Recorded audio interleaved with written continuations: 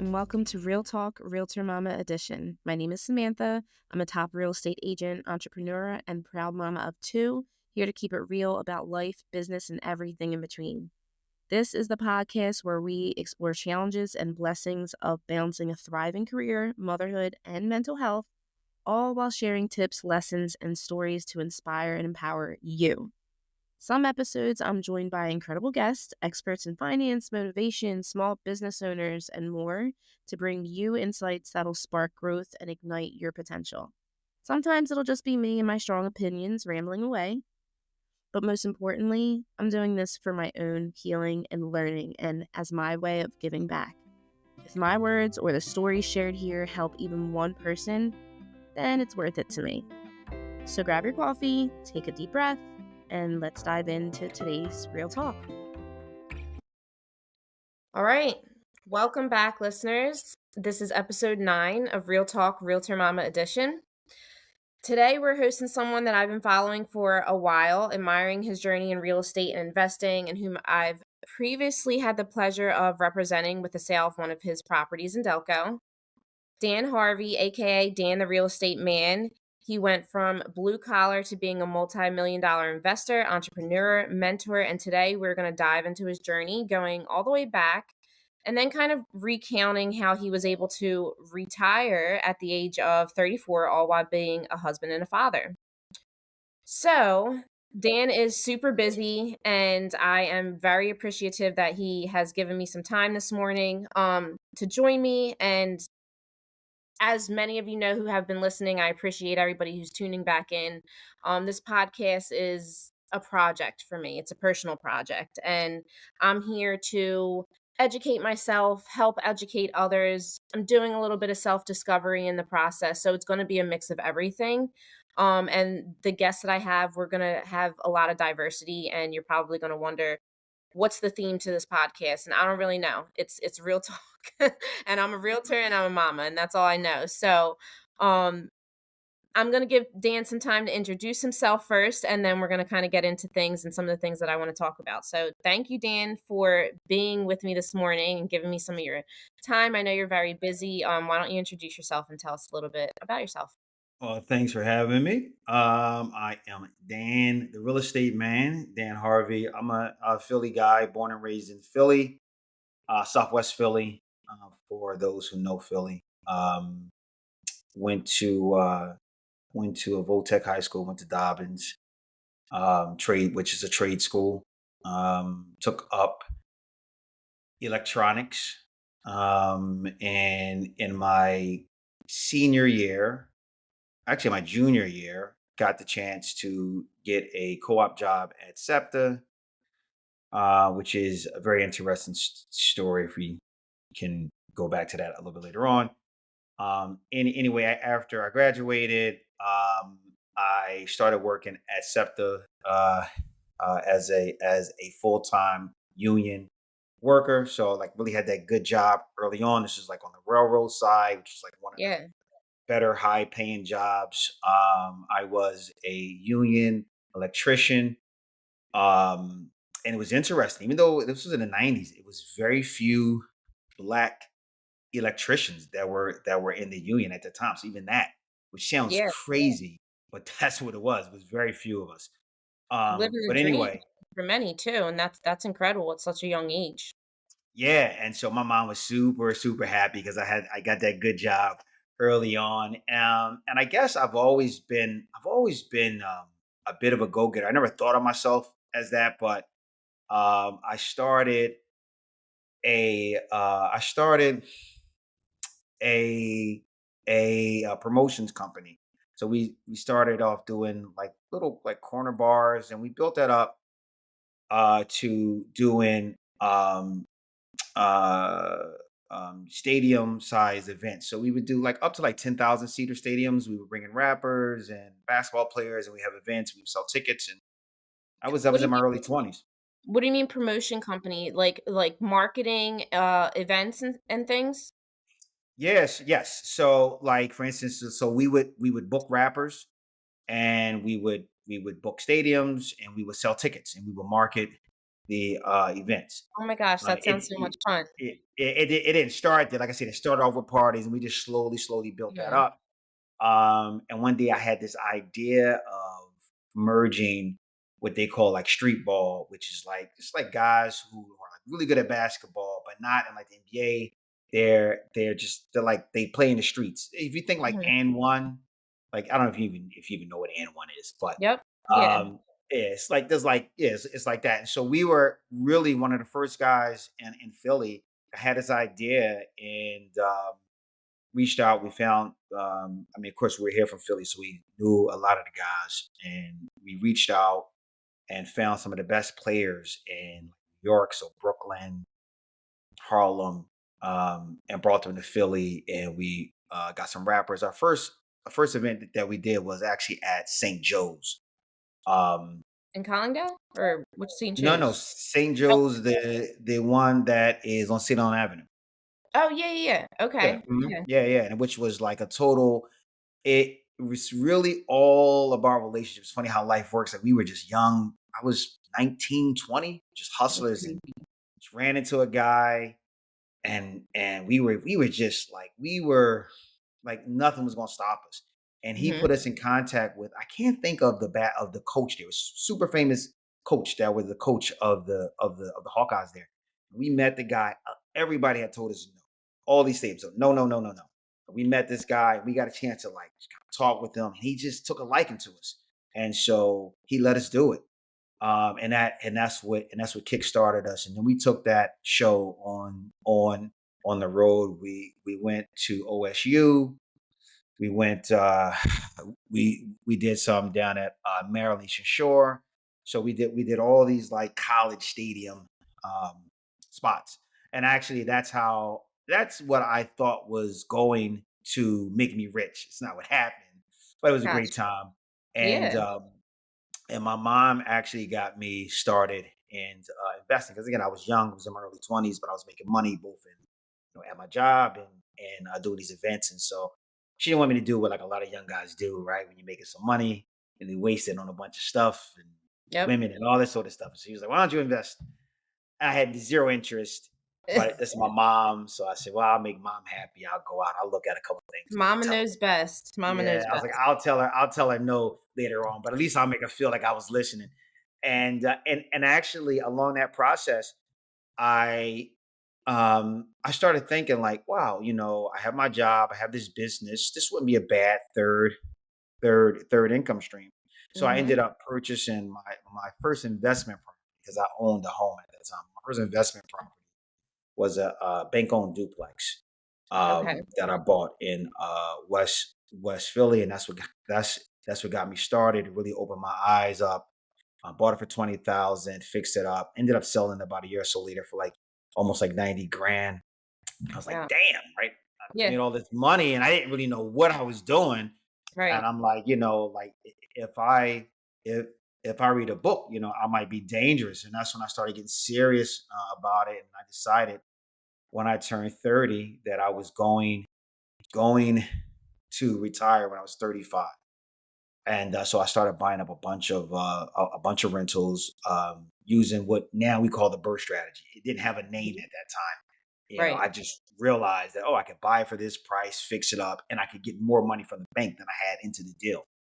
And by doing that, I was able to retire 3 days before my 35th birthday, so Christmas of 2014. What a So dream. that's over 10 years ago now. Yeah.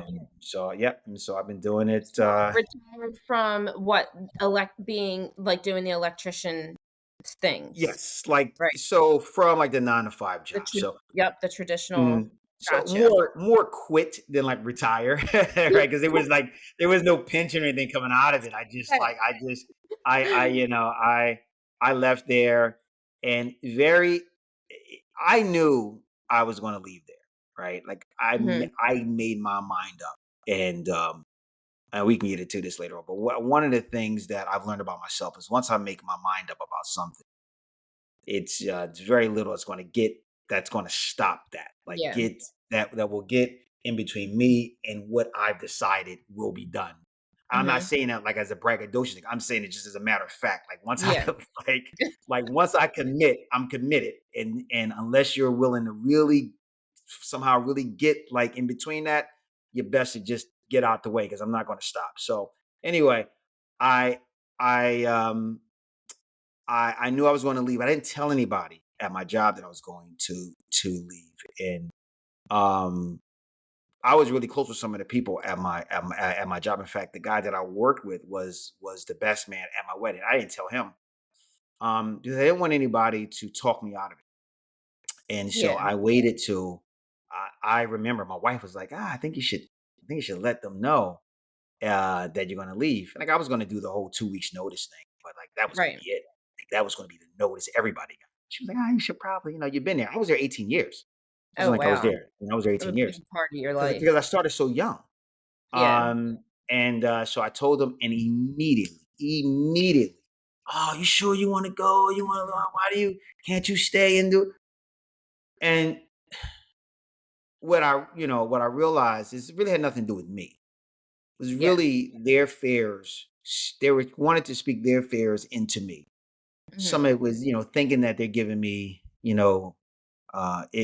that it was advice, Advice. but it was really projecting their fears and their insecurities. And what does it mean if I go out and chase my dreams and you didn't chase yours? And you know what I'm saying? And so yeah, so when I first left, it was like, oh, dad, this guy's an idiot. Why would he leave? Then 2, 3 years later, now I'm the sharpest guy ever. And I always knew Dan would do it. You know what I mean? Yeah, yeah, and they wanna ask you questions, and they want Yeah. now, Yeah. yeah, no, it's funny because I had kind of a similar experience when I left my corporate job. Hmm. Um, I was working at Wawa corporate office, and I had Hmm. been with the company for almost 10 years, and I've been with corporate for 2 or 3 years at the time, but Hmm. it was a great job, it was a great company to work for, great benefits and 401k and employee stock and all of these things that it's like, wow, like I'm really blessed right now. But I was miserable and I wasn't like there's a difference when you're waking up to do this great job and go to a great career, but and when you wake up to something that's setting your soul on fire. So Hmm. I didn't have that kind of fire, that passion for anything I was doing there, except for talking to people sometimes when I got the good calls. So I decided when I left for my maternity leave in my mind, and I'm very similar to you in that sense, like when I make something up in my mind, there's no turning back. Like, and it's Hmm. been a good thing and a bad thing for me. There's been plenty of times my mom, my grandma have told me like, "Don't do this, don't do it that way," like, and I still do it, and I've learned a lot of things the hard way. But I'm thankful for all of those experience because I learned. And if I wasn't so hard headed, I would never learn the lessons that I did. Anyway, went out on maternity leave, and I didn't tell anybody that I wasn't going to come back. But I knew in my mind, I'm gonna take my maternity leave and get paid. And at Hmm. the end of it, I'm just gonna say, "Excuse me, but I'm not coming back." And Hmm. because at that point, none of my coworkers, none of my managers, nobody can block me in at the office and say, "Well, you think that's right," or talk to me or project any of their opinions on me, which might get inside my head. And if I sleep on it, maybe I'll make a different decision. Absolutely. I didn't even allow opportunity for that. Hmm. And it was the best decision I ever could have made. And my mom and my grandmom also thought I was crazy because I had just bought a house and I just had a baby and then I quit my job. Hmm. So they were also kind of, subconsciously projecting on me a little bit, but it's because they have always lived in a very comfortable, um, you know, what's expected of them type, lifestyle. And I live very differently than them. It worked out this time for Hmm. me, needless to say, but it is a Yeah. very real thing when you have something that you have a dream or a passion or a goal in your mind. Hmm. It's scary telling it to other people because a lot of people are very little-minded, a lot of people are very close-minded, and Hmm. I definitely can resonate with you a little bit there on the way you left. Hmm. And look, what you said, 10 years later and what, best decision and you ever made? Or and it's your vision, so you can't even expect other people to really see it. right? Yeah, It's yours. They're not gonna ever really see it. And one of the other reasons why I left SEPTA outside of I said was I wanted to see what I was of capable of producing if I went all in. If I go all in, like what am I really like I see what I can do right now, but what am I really capable of? And I think like that's a really scary thought for a lot of people because we're not really trained. We are conditioned to be small and to live small, even if you think we're living big, like really live within the confines of what other people want or create for us. And so I wanted to see what am I capable of doing if I bet on me, if I go all in on Dan Harvey, what am I capable of? And without a doubt, I mean, the experiences and the opportunities and the impact that I've had doing what I'm doing now, I can't imagine there's anything equivalent I could have done working at Septon. I'm not knocking jobs. right. Like I'm not that guy that knocks jobs, but I can't think of anything I could have done there that could have even come close um, to what I've done just on my own. Yeah. No, I agree. And anyway, so that is part of the reason why I asked you to come on to this podcast.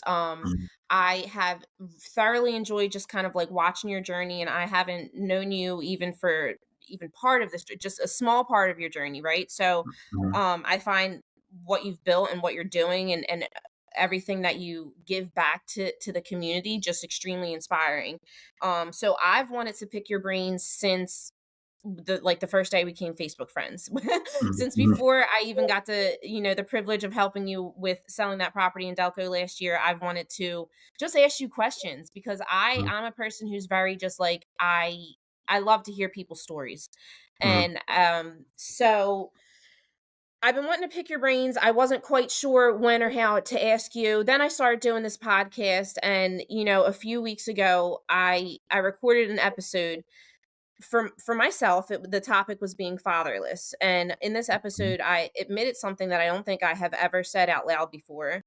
mhm, But growing up biracial, I was almost embarrassed and ashamed of my mhm, ethnicity being biracial. mhm, um but I think because I didn't know better, and when I say that, I obviously I'm not racist, I'm not anything like that. There were just many reasons for this, like mhm, my father wasn't there, so I didn't know him. mhm, And I was raised by my white family. I did not get to grow up around any of my black family and really learn anything about the culture or the people. And all of the other black men in my life, my mom had always dated black men, and none of them were upstanding citizens. Let's just say that. So, like mhm, any example, anything I saw as a child, um, it just gave me negative feelings, mhm, about black men in general. Let's just say mhm, that. So this is a really tough subject for me. mhm, But I think, subconsciously I formed these opinions or whatever, being ashamed of who I was because I didn't know who I was, and I had all these negative things around me to go off of. So after I recorded that episode, I sat with my thoughts for a while, and I was trying to figure out, like, okay, what's my next step in kind of processing some of these things in my journey and everything. And a light bulb, and then I got on Facebook actually, mhm, and I started scrolling because that's what I do when my mind just doesn't know what to do, right? And mhm, I seen one of your posts, and it said, it said, no, hold on, wait, where is it at? I wrote it down. It said, hold on a second, I have to find it because oh, it said, "Fuck how you feel, do it anyway." I'm not mhm, a victim. mhm, And sometimes, and I just felt that in my soul because in that moment I was just sitting there with my thoughts and everything, and I was like feeling bad for myself, I was feeling like stupid and stuff for even recording some of those things. And then like everything you said in that post was so simple, but it resonated with me because mhm, you can't sit in all these negative thoughts all the time because nothing's gonna mhm, happen from there. I just got mhm, to get up and I got to do shit anyway. And then I was like, you know what? matter of fact, I'm just gonna hit him up and see if he can be on my podcast Mhm. because, I just think you are the epitome of a successful Black man and a family man and a great father and husband, and I was like, "You know what? I wanna know a little bit more about your journey and Mhm.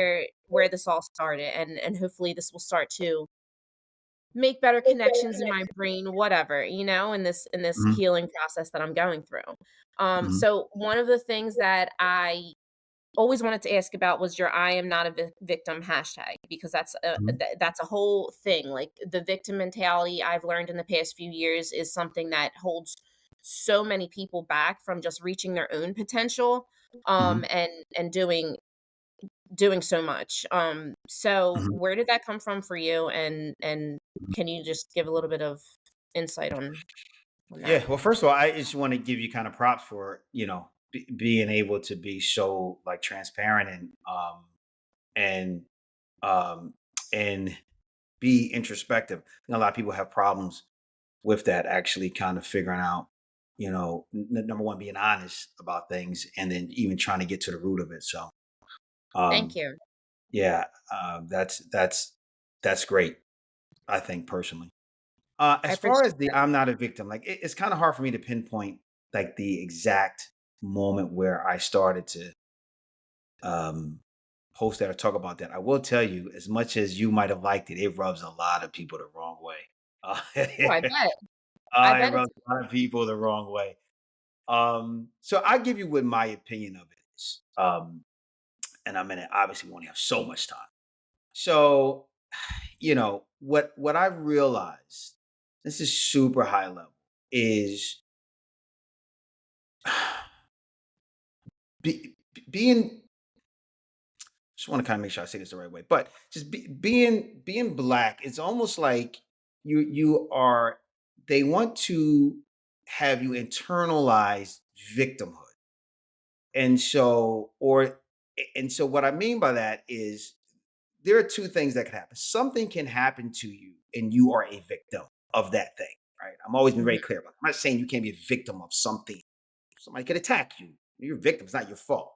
Right. But then there's a story you tell yourself after that.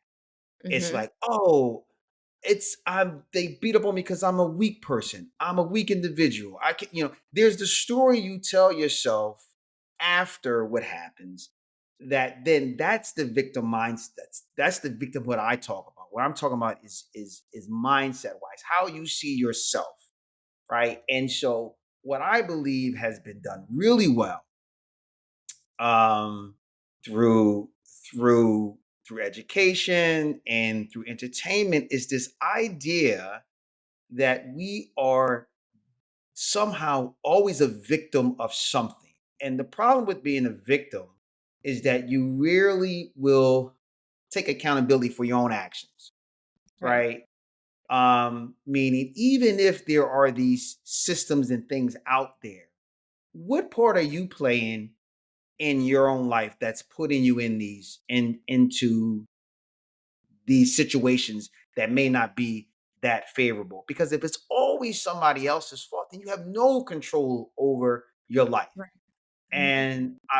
And I really feel like and when I say they, I'm not exactly sure who the they are, because honestly, we could say that it might have started with, say, government or something like that, but then it was co-opted almost by our own Yeah. folks, and now we teach it to ourselves. It's ingrained and Um, yeah. yeah, and so you get things like, for instance, I get people to ask me like, "Oh, well, did you find it hard as a black man to get loans in the business?" And when I'm like, "Well, no, like not really." And it's like they're almost like appalled. It's like, But if "What? you're You should be looking for happy." if you're looking for and expecting a hard time, you're gonna Yes. find it. Well, that's Yeah. the conditioning part. Right? If you go into a situation, if I go into this situation thinking, okay, Sam doesn't like me, just whatever, just for whatever reason, anything you say, it could not even be a negative thing. But if I've entered into it with the idea that you don't like me, that's how I'm approaching that situation. So really, no Mhm. matter what you could not like you. could possibly not like me. You could be neutral or you could like me. But if I'm entering this whole relationship with the idea you don't like me, that's Everything is everything you say is going to kind of go through that lens. yes. And the thing is, like, you have to release yourself, I feel, from that lens. And so just going back to my point of, like, if somebody asked me, hey, like, have you found it difficult? It's like, well, no, I didn't. I've all, but I always made sure that my business was all correct and I understood what I was doing. So if there is really an issue, I can address the issue, right? Mhm. And not just do a blanket answer of like, oh, well, they didn't give me the loan because I'm black. And that's just lazy thinking. Because I mean, Yeah. maybe it's true, but if you don't really have any metrics to base that off of, how would you know that?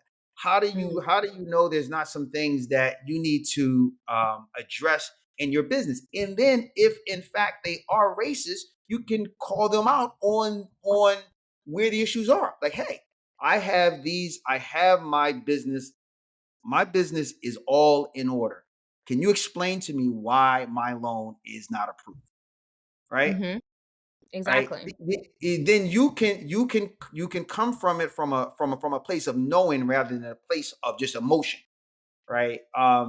And so I refuse um to allow what other people may or may not think of me to impact what I'm going to do. Right. Yes. And so, I mean, that was just something I figured out early on. Rather you like me or not, that's not my problem. I'm going to go after whatever it is that I want. I'm going to go into the rooms that I want. And I'm gonna get the information that I need. Now, what I found along the way is, quite frankly, most people were not that concerned.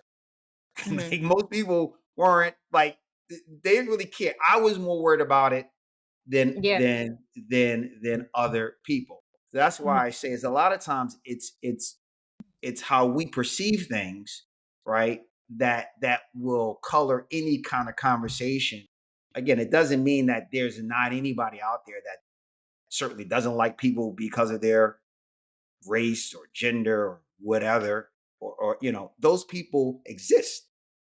But it doesn't mean that that's how you have to see yourself through their issues. Yeah. And that's what I mean by, like, I'm not a victim. I get to create the narrative in my life and not other people.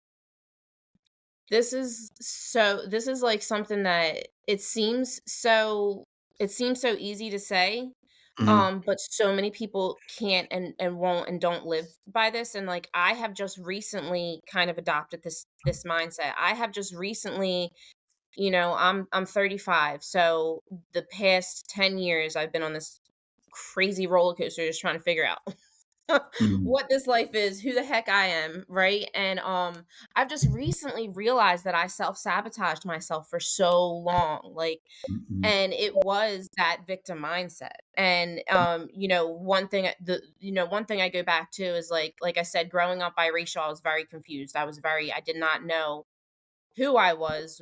mhm, I didn't know anything. I didn't know who to say I was. Like, mhm, filling out the questionnaires like of your mhm, ethnicity. I don't know which bubble to fill in and like mhm, kids would ask me. I remember in elementary school specifically, which was a tough time in my life in general.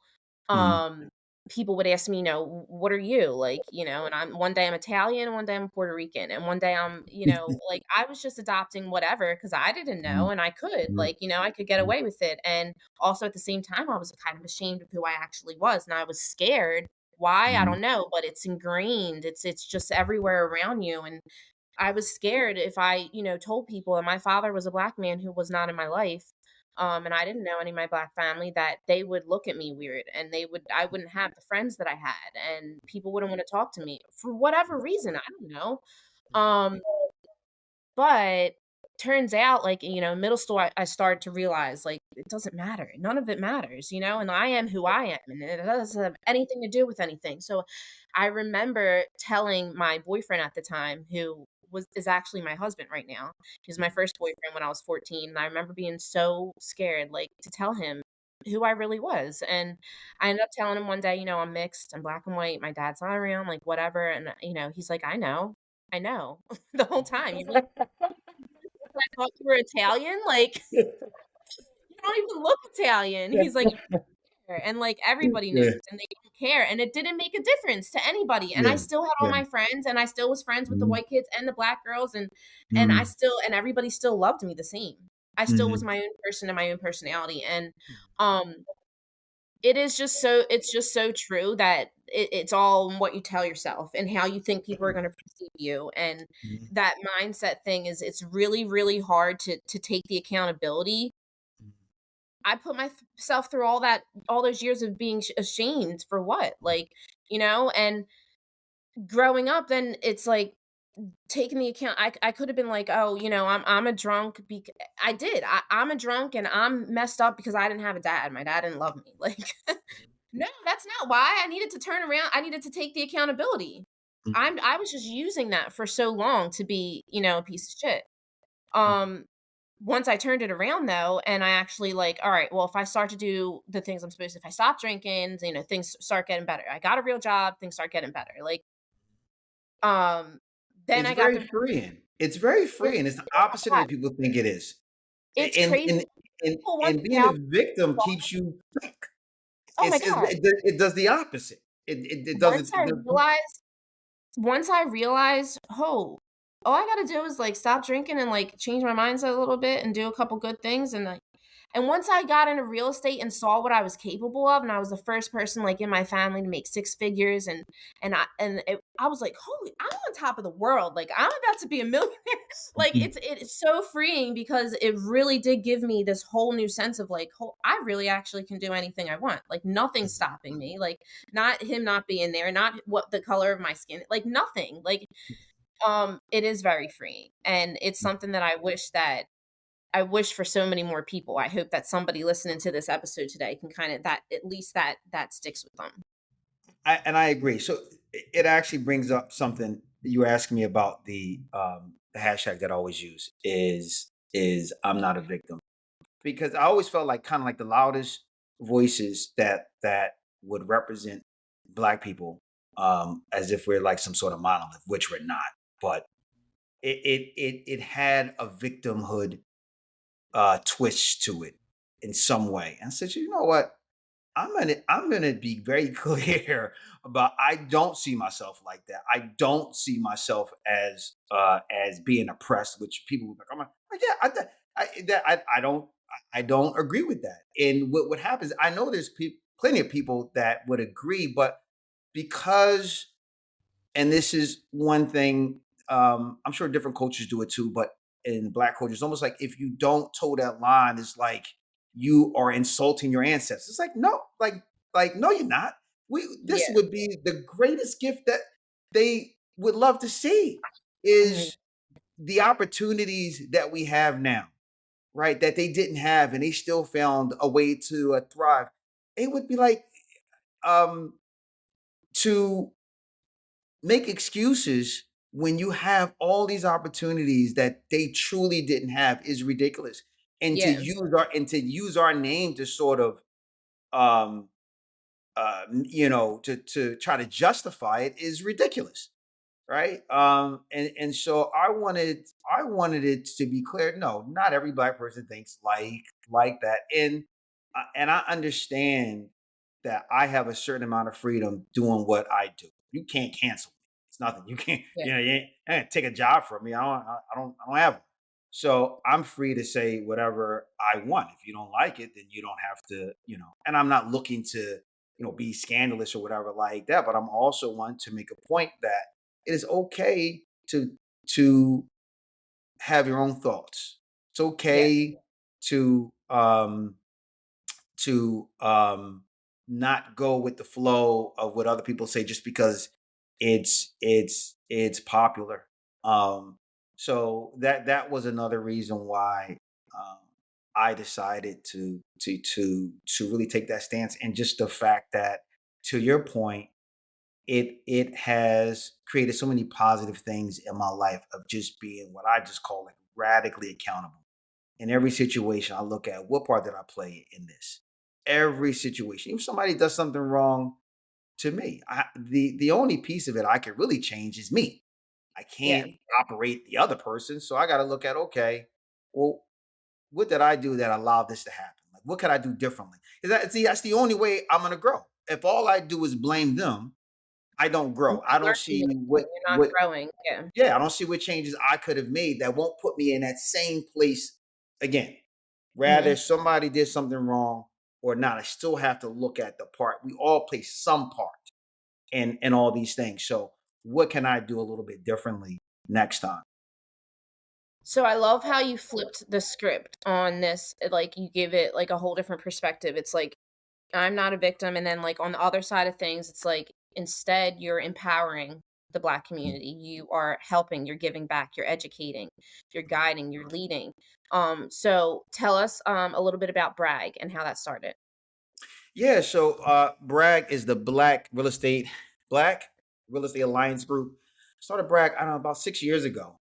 So I've been investing for 20 plus years, and heavily around 2010 is when I really got really serious. Started going to a lot of conferences, going to a lot of events, a lot of meetings and meetups, and just quite frankly, there would be very few Black people. Yeah. Like I said previously, my mindset is um, I'm going to go where the information is. I don't care how uncomfortable I might be. Right, right. Like literally that. What I'm saying is like the thought I had for myself. I'm going to get this information.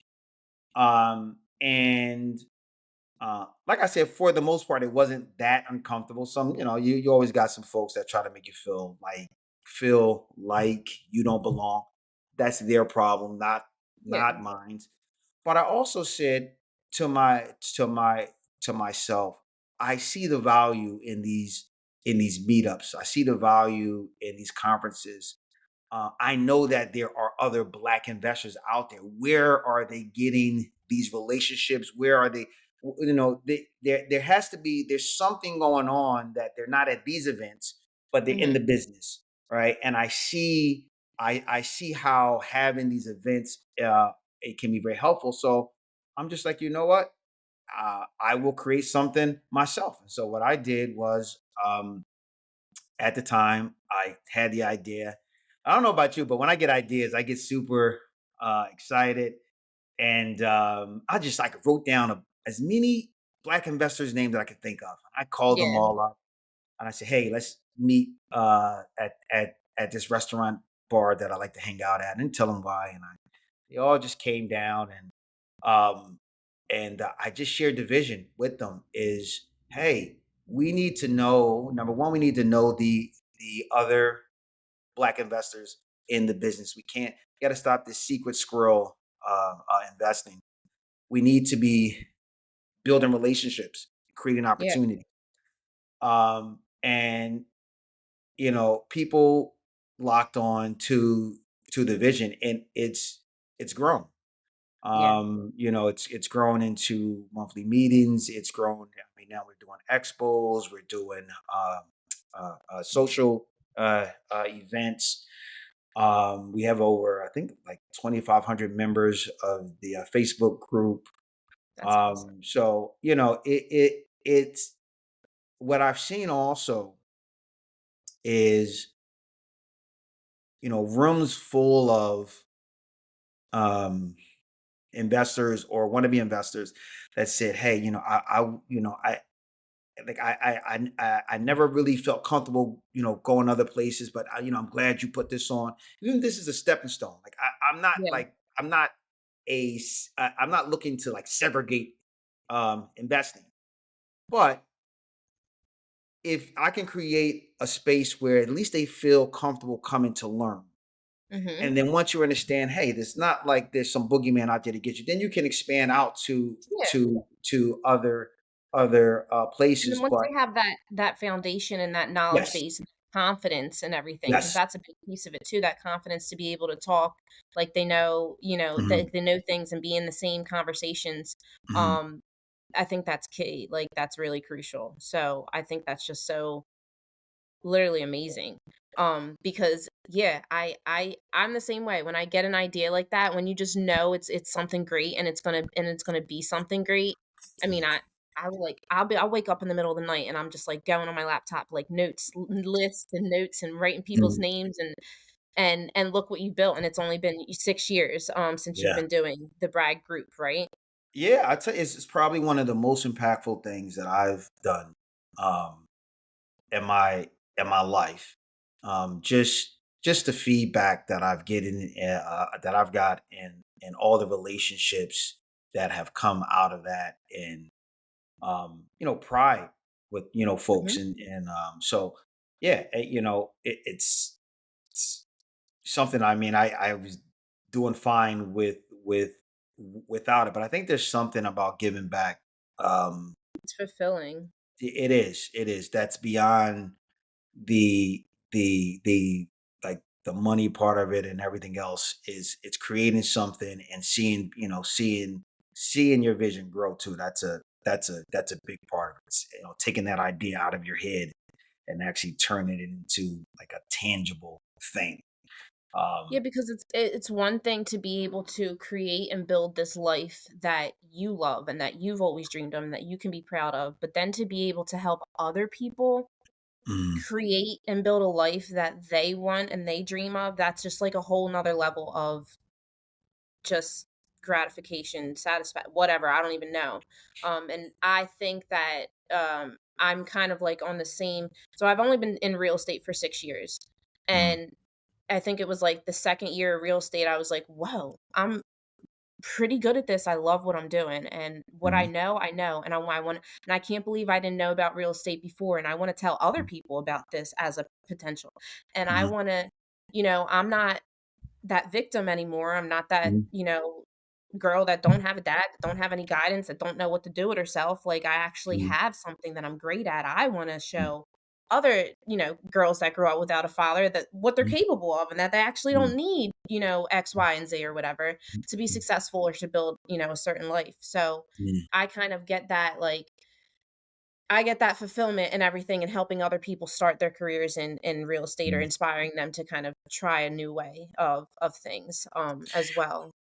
Yeah, and I will say this, and this is I'm not just saying this because I'm on it. I've talked to other people about this, and I've been in this business 20 years.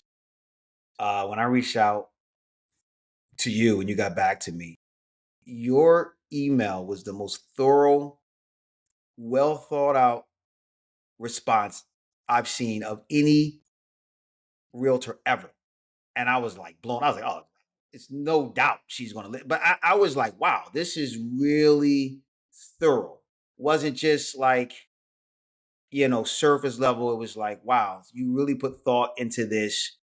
And there was no doubt, because had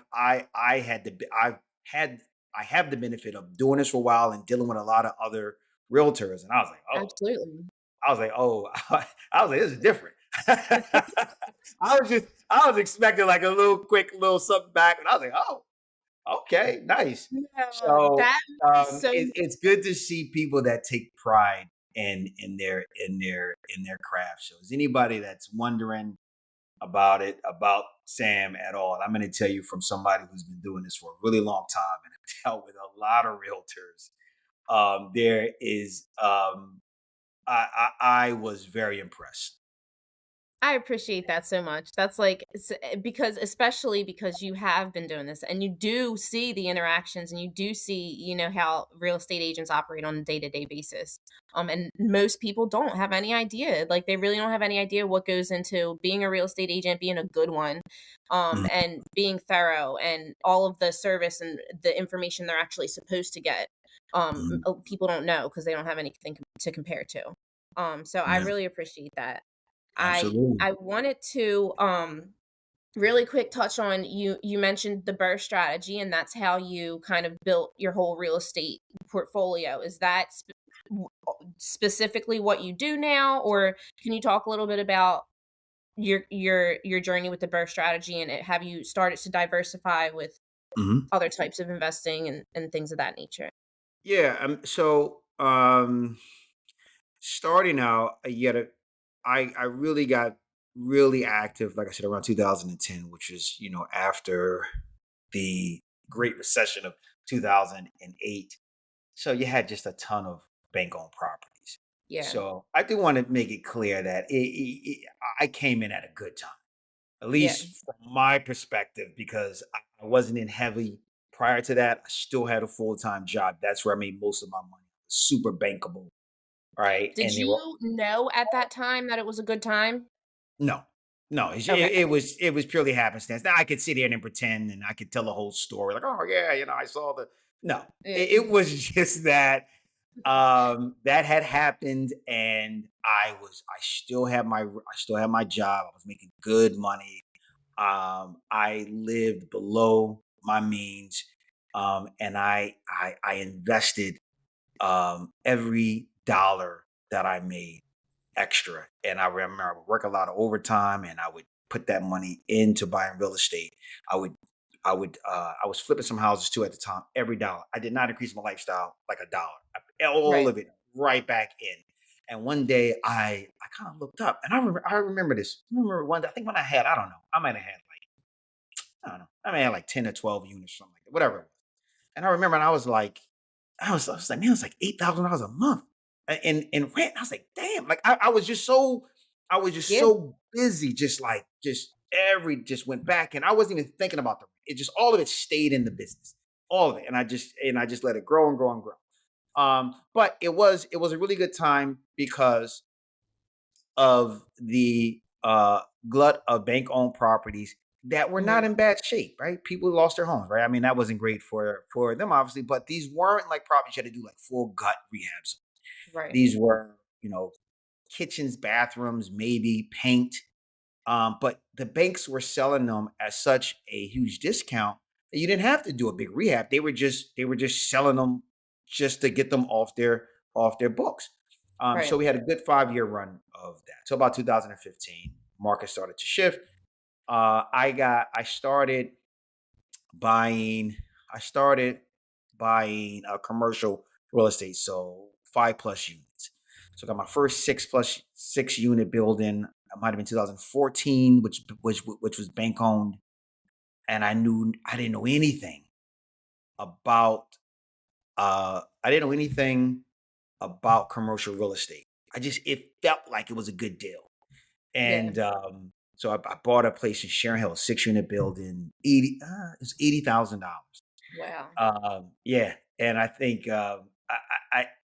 and at up to that point, I had never even done a um, a rehab loan. I was doing everything cash, and so my credit union, which didn't even do rehab loans, but because I built such a Yeah. good relationship, they they they they gave me the money to buy it and to rehab the property. Neither of us knew what we were doing. This is how funny it is. They didn't know how to really do a rehab loan, and I Yeah. didn't know how to do Yeah, rehab you were, loan. like, making it But up as you go. yeah, but we figured out. And when I realized that with those buildings, it's not about, because all I knew up to that point was comps. And I realized, no, this building is actually, the value comes off of the income. And I was like, oh, so it was worth way more than I thought it was going to be worth, right? Because I didn't even really know how to comp. And I was like, it kind of makes sense.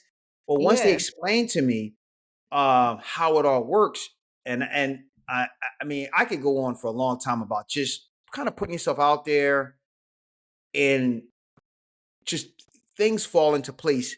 The the the the re- the rehab inspector that the credit union hired, guy was a Mhm. blessing.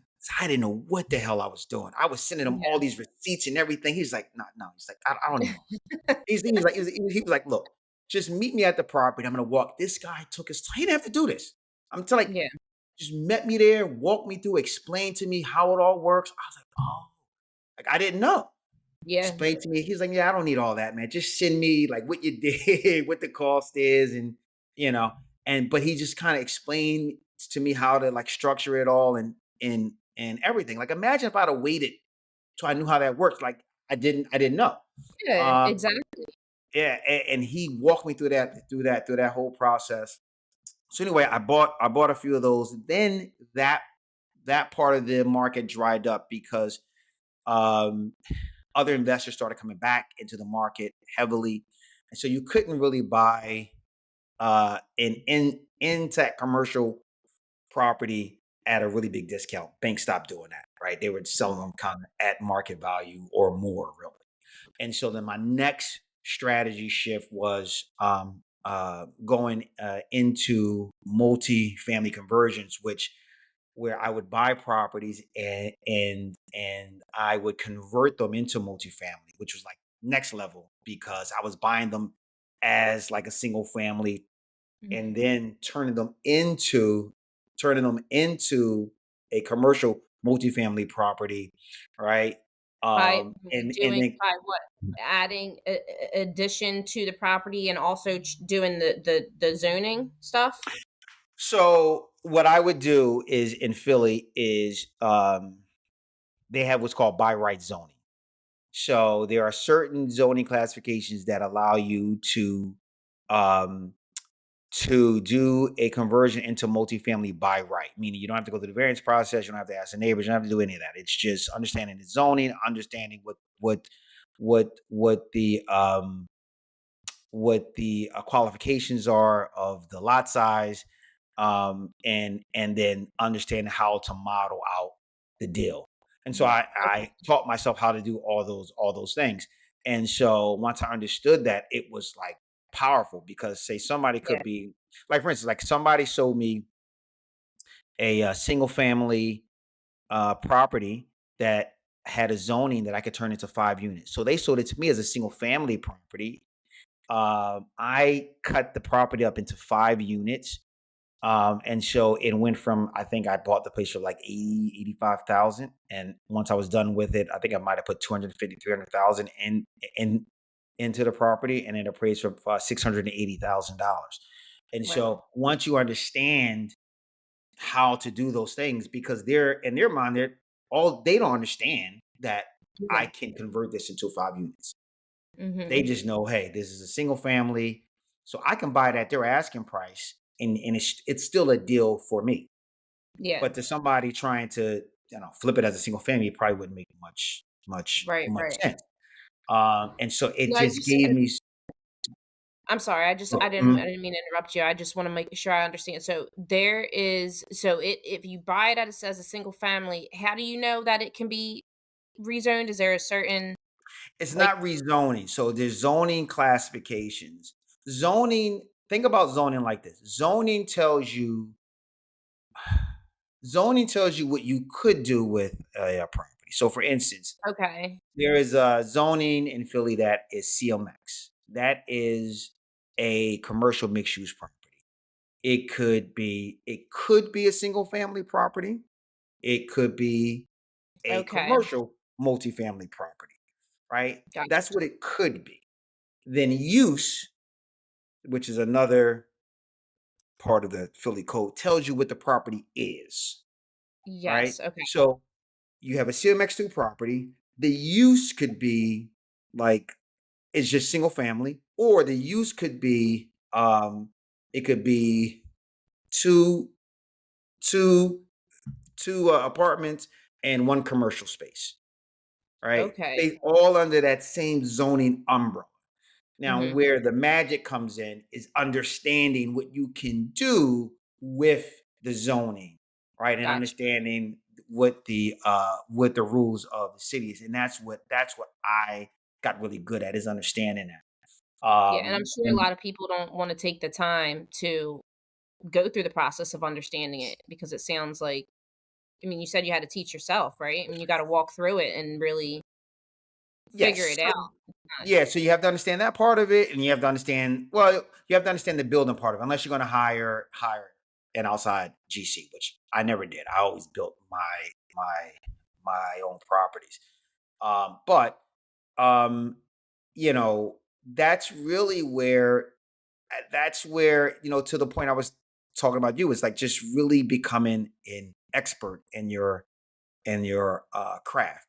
And Mhm. so what I realize is, me understanding this, is I have a niche that Yeah. most investors don't understand. Even seasoned uh, investors don't really understand it. They don't really want to get into the whole minutia of it, right? Because there is some moving parts to it. It's a bigger rehab, and it's understanding zoning. You got to bring in engineers and all that sort of stuff. Um, but I looked at it as like I could do less deals and make more money, Yeah. and that's what I was doing. And so I did that up until about 2023, when rates started to go go up. And I kind of paused everything to see where the market would land at. And then I switched back. I started buying again, but then I was buying. There were a lot of investors going through a tough time that had to sell properties that were in that commercial real estate, that they wanted to get off their books. So I would buy those, fix those up. And then Philly just got insane with their rules, and I said, Yeah. "Well, I'm not buying any more rentals in Philly." And so now I'm focusing just on flips. Yeah. I like how you have had to adapt to, what's going on in the market, what's going on, what's going on with the inventory and everything. You've really adapted with what strategy of investing you're using. And that's really cool because I feel like, I had another investor that I was speaking to recently who was saying, how the burst strategy really did not work for him. And it's everybody's different, and Mhm, everybody has to go through this investing journey kind of on their own wavelength, mhm, but just learning and grabbing what they can from other people.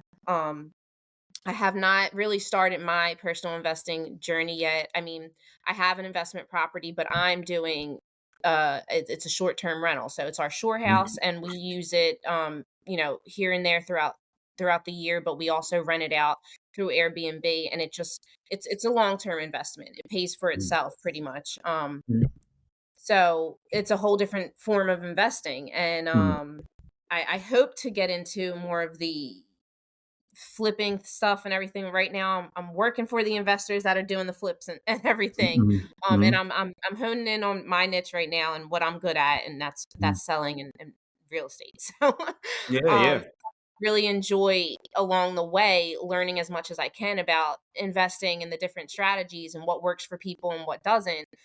So that when I am ready and when my kids aren't so small and I do have the opportunity or the right opportunity comes to me, that I can take advantage of it.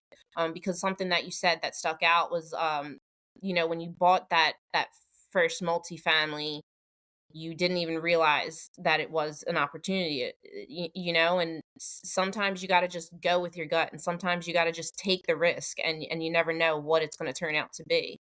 Yeah. So I think that's just really awesome. Thanks. I So I've had you for about an hour now. I know you're super busy. I don't want to keep you all Mhm, day. I could mhm, Hopefully I'll have you back soon because I could mhm, just pick your brains all day. mhm. But I guess couple of last things I want to ask you. If any of our listeners want to find you or connect with you, whether it be for mentorship or, you also own a construction business as well, right? Yes. So, Yep. Yep. really, I can you started one this tell us this about that? Yeah, so I have a company. It's DTRRM Construction. Um, excuse me.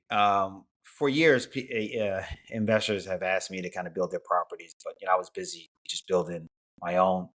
And so I decided, there's just a lot of there's not a lot of qualified contractors in this city that really understand the process, have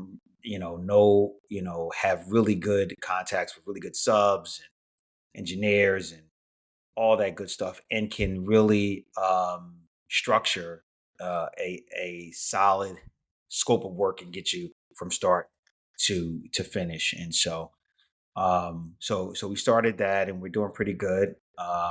Working on some full guts, working on some conversions, on some moderate rehabs. So just really um, wanting to bring a quality and reliable contractor, to the business, like a person that you don't have to worry about running off. Yeah, which is huge Yeah. issue. So I saw that, and we're growing that slowly. That's one other thing that I've learned is to have other forms of income stream. Um, you know, and to your point of of being able to adapt and change is, you need to have that have that ability, and see where, hey, like, now is, don't get too comfortable with one thing, because things can change at any given time, and so you get Yes. very comfortable with one thing, and then that rug gets pulled. So it's good to kind of, just keep your ear to the ground, and as opportunities come up, take them. And that's exactly what they are too, opportunity. And you obviously have organically grown these different streams of income and businesses and things because you've been in the business for, you've been investing for 20 years and you're seeing the Mhm, pain points. You're seeing what's mhm, needed and what's not. So like mhm, you're creating mhm, opportunity and you're, out of the pain points and you're learning mhm, from that and mhm. creating more opportunity for others and hopefully a better experience for other people. And I just think it's amazing. Well, I Um will say this: I'm not quite out of them pain points. I still get some pain points. I know you're not a victim to them though. You're learning Yeah, through yeah, them. yeah. That's definitely true.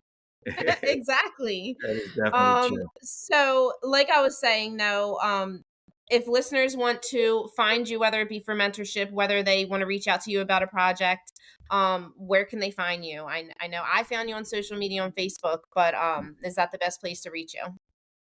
Yeah. So on Facebook, it's Dan the Real Estate Man. Instagram is Dan the Real Estate Man One, though it's hacked right now, so I'm trying to get that back. So I um, did see that. You know what? And yeah. you almost got me too. Yeah, to like buy some Bitcoin or something like that. Yeah, Followed the girl and all. I said, you know what? If he's doing it, I'm doing it. yeah, yeah. That's what, and that's what they'll do. I was trying to let people know, like, nah, so that page is hacked, but we are close to Yes. getting that page back. I have a website. It's It's Dan the Real Estate Man.biz. So anybody's interested in learning about multi-family conversions, I have a whole course there. And of course, if you have some rehab work that needs to be done, we can take care of that as well. Awesome. All right. Well, one final piece of advice for listeners who might be starting their own real estate journey, investing journey, whatever. What's your one final piece of advice you can give? Yeah, one is, you know figure out what your goals are. You said something that is important earlier. Different investors have different strategies, and Hmm. people will try. They want to convince you that their way is the best way. There's Right. multiple ways of getting this thing done, but you need to figure out what your goals are and what you're trying to accomplish. Find somebody who has done that strategy, and learn what they're doing, right? Don't recreate the wheel. See, too many people try to do this thing from scratch. I guarantee you, there is there is there is no award because you created it all on your own. It's been done. And so it's just figuring out what your needs and goals are, finding somebody who has done that, and getting that information. I love it. All right. Well, thank you so much, Dan, for your time today. And thank you Absolutely. everyone for tuning in to it again. And I will see you all on the next episode. All Bye. right, thanks.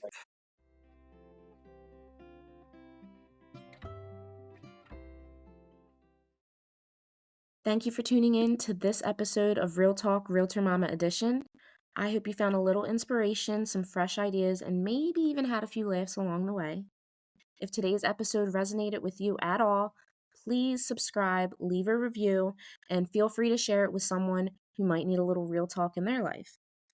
Follow me on social media. My handle is the same everywhere at Realtor Mama. It's MAMA. Remember, we're all in this together, learning, growing, and finding our way one day at a time. Until next time, keep showing up, keep being real, and keep chasing your dreams. This is Samantha signing off with gratitude and love. See you next time on Real Talk Realtor Mama Edition.